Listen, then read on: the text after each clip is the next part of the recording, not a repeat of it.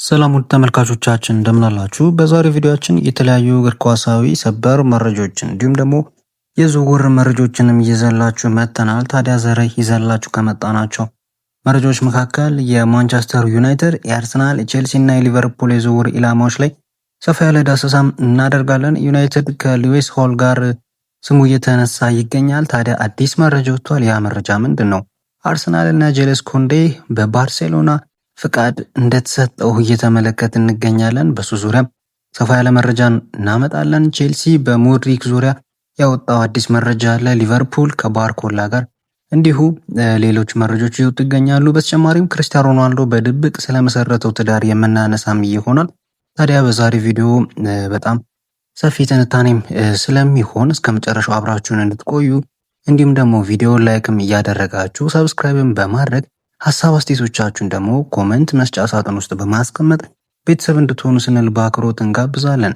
ወደ መረጃዎቻችን ስናልፍ በመጀመሪያ የምናገኘው ከዝውውሩ በፊት እንግዲህ የክርስቲያኖ ሮናልዶን ጉዳይ ነው። ከሜዳ ውጪ በተሰማ አንድ ትልቅ ዜናን ጭምር 5 ጊዜ የባላንዶር አሸናፊው ክርስቲያኖ ሮናልዶ ከረጅም ጊዜ ፍቅር አጋሩ ጆርጂኒያ ጋር በይፋ ትዳር መመስረቱን አሳውቋል። ይህ ዜና ብዙዎችን ያስገረመው ሮናልዶ ማንም ሳያውቅ በድብቅ ትዳር መመስረቱን በማህበራዊ ትስስር ገጹ ባጋራው ምስል በማሳወቁ ነው።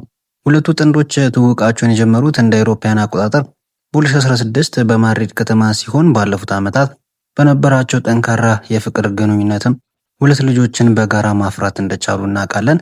አሁን ግን ከነዛ ሁላ ዓመታት በኋላ በይፋ ህይወታቸውን በጋብቻ ማስተሳሰራቸውን ተመልክተናል። ወደ መረጆቻችን እንለፍ። ወደ የእግር ኳስ ዝውውር መረጆቻችን እንለፍ። ታዲያ በእንግሊዝ ፕሪሚየር ሊግ ወደሚገኙ ክለቦች ስናምራ ቀጥታ የምናገኘው አርሰናል እና ዩናይትድን እናገኛለን። ታዲያ ከአርሰናል እንጀምር።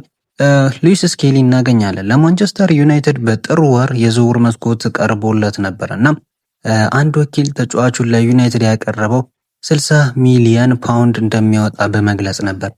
ነገር ግን ማንቸስተር ዩናይትዶች ተጫዋቹ ይህን ያህል ዋጋ አይገባውም በማለት እድሉን ውድቅ እንዳደረጉት እንግዲህ ታይምስ ስፖርት ዘግቦት ነበር።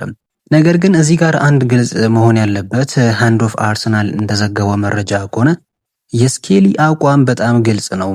አርሰናልን በሙሉ ልቡ የሚወድና ከክለቡ ጋር በጥልቅ የተሳሰረ ተጫዋች ነው ሲል ገልጾታል። ዛሬ የተሰማው የዝውውር ጫጫታ ከተጫዋቹ ወገን የመጣ አልነበረም። በተቃራኒው ከስኬሊ ጎን ያሉ ሰዎች በወጡት ዘገባዎች ተገርመው እናም ደግሞ ግራ ተጋብተውም እንደነበር ነው ሃንድ ኦፍ አርሰናል የዘገበው። ምንም እንኳን ስኬሊ አርሰናልን በጣም እንደሚወድ ግልጽ ቢሆንም ሌሎች ክለቦች በሱ ላይ ፍላጎት እንዳላቸው ግን እውነት ነው፣ መካድ አይቻልም ሲል ነው የገለጸው። ያው የተጫዋች በማንቸስተር ዩናይትድ ለምን እንደተፈለገ ግልጽ ነው። በሌፍት ባክነት ሚና መጫወት የሚችል እንደገና ደግሞ ወደ መሃልም እያደረጋችሁ ብታጫውቱት ጥሩ አይነት እንቅስቃሴን ማድረግ እንደሚችል በአርቴታው ሰራዊት አርሰናል ውስጥ ባለፈው የውድድር ዘመን ማሳየቱን ተመልክቶ ነው። ታዲያ ዩናይትድ በስኬሊ ጉዳይ ላይ መስማማት እንዳልቻለም ነው የተመለከትነው። አሁን ሚኬል አርቴታ ፊቱን ወደ ባርሴሎናው ጄለስ ኮንዴ ማዘሩን ተዘግቧል። የ27 ዓመቱ ኮንዴ ባርሴሎና ባለፉት 4 ዓመታት ካሸነፋቸው 3 የላሊጋ ዋንጫዎች ውስጥ ትልቅ ሚና እንዳለው ተመልክተናል። ነገር ግን በአዲሱ አሰልጣኝ ሃንሲ ፍሊክ ስር ቋሚ ተሰላፊነቱ ዋስትና አላገኘም። ባርሴሎና ትልቅ የገንዘብ ጥያቄ ከቀረበለት ለመሸጥም ፈቃደኛ እንደሆነና አርሰናል ለኮንዴ እስከ 55 ሚሊዮን ዩሮ ማለትም ባርሴሎና ከሴቪያ የገዛበትን ዋጋ የሚያቀርብ ከሆነ ባርሴሎና አይኑን እንደማያሽ ይጠበቃል ሲሉ የባርሴሎና የቅርብ ምንጮች እየዘገቡት ይገኛሉ። ኮንዴ በመሃል ተከላካይነትም ሆነ በቀይ መስመር መጫወት የሚችል ቨርሳታይል በመሆኑ ሚኬል አርቴታ ይፈልጓል። ያው አርቴታ ማንኛውንም አይነት ተጫዋች ሲያስፈርም ቨርሳታይል የምትለዋን አንቀጽ ይፈልጋልና ይህም በኩንዴ ላይ እንደምናገኘው እንመለከታለን። በአሁኑ ሰዓት አርሰናል ቲምበር፣ ዋይት፣ ካላፊዮሪ እና ሂንካፔን የመሳሰሉ በተለያዩ ቦታዎች ቨርሳታይል ሆኖ መጫወት የሚችሉ ተከላካዮች አሉት። የኩንዴ ኮንትራት እስከ 2030 የሚቆይ በመሆኑ ዝውውሩ ርካሽ እንደማይሆንም ይጠበቃል። በተጨማሪም አርሰናል የ21 ዓመቱን የጁቬንቱስን የግራ መስመር አጥቂ ኬናን ይልድዝን ለማስፈረም እያሰበ ነው። ይልድዝ ባለፈው የውድድር ዓመት በ36 ጨዋታዎች 10 ጎሎችን አስቆጥሮ 6 ለጎል የሚሆኑ ኳሶችን አመቻችቷል። እስከ 2030 ኮንትራት ያለው ሲሆን በ10 ቁጥርና በአጥቂነትም መጫወት ይችላል።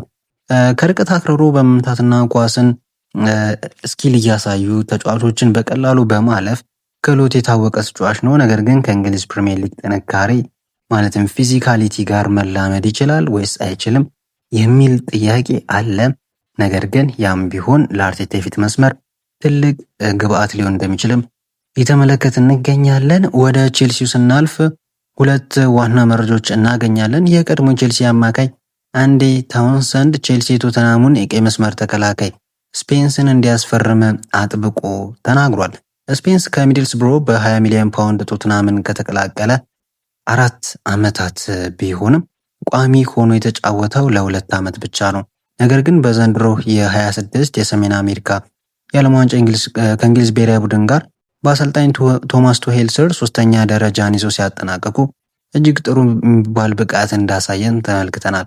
ነገር ግን በቶተናም በአሰልጣኝ ዲዘርቢ ስር ቋሚ መጫወቻ ጊዜ ያገኛል አያገኝም የሚለው ጥያቄ ስላለበት ዲዘርቢ ዴስቲኒ ኡዶጊን እና ፔድሮ ፖሮን እንደሚመርጥ ተመልክተዋል። ስፔንስ በበጋው ክለቡን መልቀቅ ይፈልጋል። ሊቨርፑልና ዩናይትድም እድሉ ቀርቦላቸዋል። አንዲ ታውንሰንድ ታዲያ እንደተናገረው ከሆነ ኩኩሪያ ከ60 ሚሊዮን ፓውንድ በላይ በሆነ ዋጋ ወደ ማድሪድ ከሄደ ጄድ ስፔንስ በ40 ሚሊዮን ፓውንድ ማምጣት ለቼልሲ እጅግ ጠቃሚ ዝውውር ነው ሲል ገልጾታል። ይህ በእንዲህ እንዳለ ኢንተር ሚላንም ዴንዚል ዴምፍሪስን ወደ ማድሪድ በመሸጡ ምክንያት ስፔንስን ለማምጣት ድርድር መጀመሩ ተዘግቧል። ቶተናም እስከ 28 ኮንትራት ስላለው ስፔንስ 30 ሚሊዮን ዩሮ ወይም ደግሞ 25.6 ሚሊዮን ፓውንድ ይፈልጋል። ስፔንስ ልክ እንደ ጆን ስቶንስ ከማንሲቲ በነፃ ዝውውር ወደ ሴሪያው ክለብ እንዳቀናው ወደ ጣሊያን ሊያመራ እንደሚችልም ተዘግቧል። ዲዘርቢ ለስፔንስ እና ሉካስ በርግቫል መቆየት ከፈለጉ መቆየት እንደሚችሉ መልቀቅ ከፈለጉም ደግሞ እንደማይከለክላቸው ነግሯቸዋል። በሌላ በኩል ቼልሲ ግብ ጠባቂውን ሮበርት ሳንቼዝን እንዲቀይርም በዚሁ አሳስቦታል።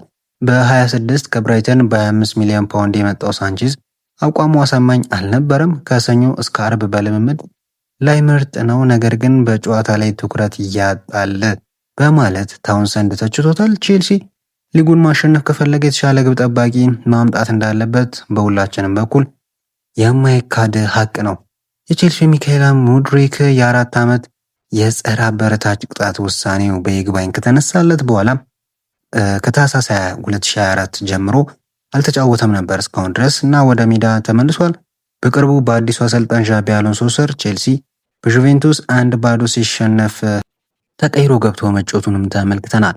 ነገር ግን የቀድሞ የማንቸስተር ዩናይትድ ስካውት ሚክ ብራውን እንዳሉት ሙድሪክ በውሰት ወደ ፈረንሳዩ ስትራስቡርግ ማምራቱ እርግጥ ነው ብለው ገልጾታል። የሁለቱ ክለቦች ጥብቅ ግንኙነት ድርድሩን ቀላል ያደርገዋል። ይህ ደግሞ ሙድሪክ ቋሚ የመጫወቻ ጊዜ እንዲያገኝ ይረዷል እየተባለ ይገኛል። የኮቨንትሪ ሲቲው አሰልጣኝ ላምፓርድም በቼልሲ አብረው የሰሩት ሙድሪክን ለማስፈረም ፍላጎት እንዳሳዩ ተመልክቷል። ያው ሙድሪክም ወደ ሌሎች ሊጎች ከመሄድ ይልቅ በፕሪሚየር ሊጉ በውሰት ቢሰጥ ምርጫው እንደሆነም ተዘግቧል።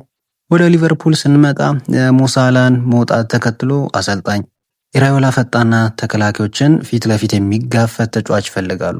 ታዲያ ዋነኛው ኢላማቸው የፒኤስጂ ኮከብ ባርኮላ እንደሆነ ይታወቃል። ይህ ዝውውር እውን ሊሆን የሚችልበት መንገድ ፒኤስጂ በዝውውር መስኮቱ እያረገ ያለው እንቅስቃሴ ነው። ፒኤስጂ የባርሴሎናውን ፌራን ቶሬስን በ50 ሚሊዮን ዩሮ እንዲሁም የአያክሱን ሜካ ጎርዝን በ40 ሚሊዮን ዩሮ ለማምጣት ተቃርቧል። ፒኤስጂ አስቀድሞ ማግነስ አክሌዎችን እና አሌሳንድሮ ሎንጎኒን